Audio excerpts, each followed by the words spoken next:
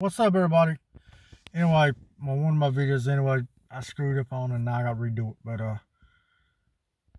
talking about investing in different things, and one of the things I kind of started doing is some of my old baseball cards and football cards, basketball cards, and stuff like that. I've been trying to see if there's any value to them, and some of them's got some value to them.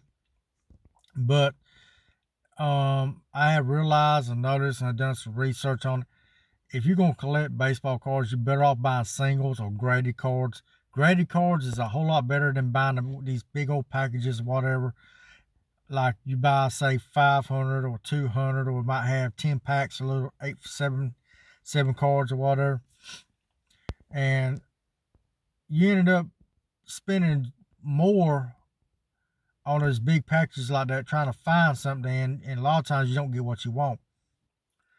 And credit cards is easier to sell, easier to know the price of, and as in other words, you kind of have an idea. They can go up, they can go down now, but at least with credit cards, you kind of get what you want. Plus, you kind of have an idea how much it's going to go for, and it's been graded, so there's no there's no guessing at that mess. As in other words, if you got a 7 versus a 8, you kind of know, and it's got somewhere in that price range where you know you're going to be at. Now, if you got a card that ain't been graded, it's gonna be a guess. They can say it can look like a 9 to you, but somebody else can look like a 4, or vice versa.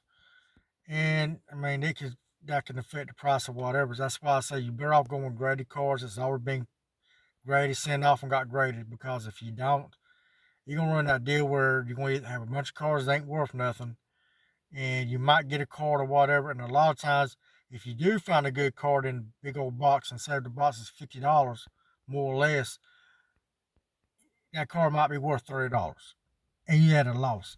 Your loss, you spent $50 to $60 on a box of cards, and it's only made you $30. And you're sitting there with a bunch of $1 cards. Even though there's $1 cards or whatever, say, well, they add up. The problem is, who's gonna buy them? Who wants 500 or 1,000 or 60 cards or $1 cards? That's something they're gonna have to go through or whatever. So they're gonna give you pennies on that, pennies on the dollar. As in other words, say you got 1,000 cards and they're $1 a card, or say there's some in there worth $2 or $3 or whatever. And problem is that whoever gets it is going to go through it, and all the good cards are going to pretty much be out because you done got them out, and you sitting there with a bunch of cards that you really just in the way. I mean, you got dollar cards, and that means somebody's going to have to package them up and do a book sale, or do some kind of hobby sale. As in other words, you're going to take a bunch of cards, add them together, and sell them. So that's why, and this is my opinion or whatever, but buying single graded cards is better off than buy a whole package of cards, because what I gathered, and I've done my own research with this, and this is my opinion, if you want a certain card, you can find it, buy it, and it's graded. Yeah, you're gonna spend a lot more money for it. Yeah, it's gonna be kind of maybe hard or whatever to get. And the thing is, it might not be as fun to go. Don't get me wrong. Buying a big old package deal of cards or whatever, and opening up the packs and seeing what you got, like mystery or whatever, like finding treasure, I guess. And it's fun. It's fun to do with your kids or whatever. But the thing is, this is about trying to make money. And it's about putting your money in something that you're trying to get your money back out of later. If you buy single graded cards, yeah, they can go up and go down, but you're more or less likely to get your money out of them or make a profit on them because they're graded.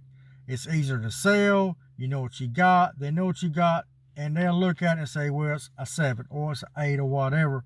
It's done been graded, especially if it's been graded by a name brand company that's grades cards, and they'll be like, okay, it's been graded. You got documentation, yada, yada, yada, and you can agree on a price. And it's a whole lot easier to sell versus it's not been graded, because the person finds, say, a $100 card that needs to be graded.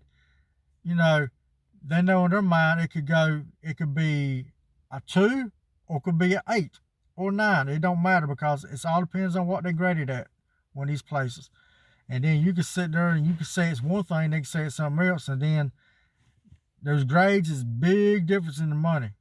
And so you might have to settle for less. So my thing is this: buy graded cards. You'll be better off. Um, and like I said, in the long run, when you try to sell them, you'll be easier to sell and be easier to get your money back out of them. So buy graded cards. If you invest in any kind of hobby, that means anything. I don't care if it's baseball, football, soccer, basketball, um, Pokemon cards, or whatever. Buy graded cards. If you're buying Pokemon, it can be for the kids, whatever. But if you're buying good quality cards, buy them graded too. I mean, I even seen graded Spider-Man cards. I'm just saying, you know, buy graded cards. That way you ain't got no issue and deal. As know it's in that package. It's protective. It's all been graded and it's easy to move. So that's my opinion.